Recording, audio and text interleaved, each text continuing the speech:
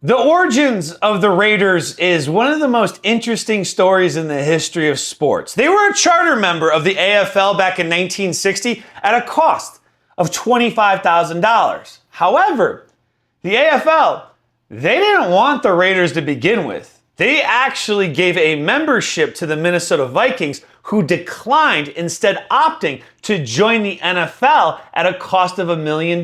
So now the AFL, they were left with this open spot and they were scrambling. So the Oakland Raiders, they filled that void. And everything with regards to the Raiders organization, it can all be traced back to their architect, Al Davis. Al Davis, he got his start in football when he was doing military service and he began coaching the Army football team. Now, back in the day, when a scout wanted information on a player, they had to reach out directly to the coach that coached that player in order to get that information. So, in 1953, a scout by the name of Pete Rozelle reaches out to Al Davis about one of his players that he's interested in drafting. Pete Rozelle, 7 years later, at just the age of 33, he would be named the NFL Commissioner. The year was 1960. That was the exact same year that Al Davis was named the general manager and the head coach of the Oakland Raiders. And he did such a good job at those positions.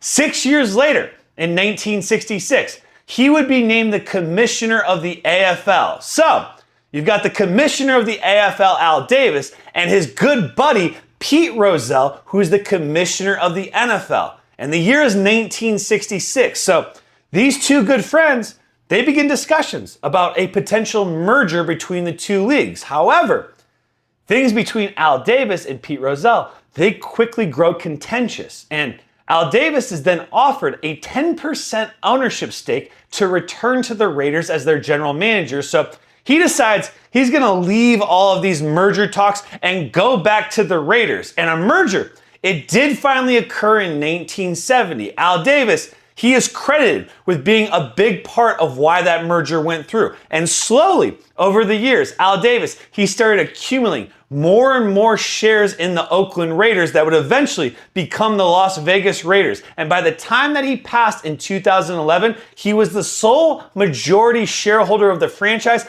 passing the entire organization down to his son Mark, with the Raiders now being valued at close to $8 billion today.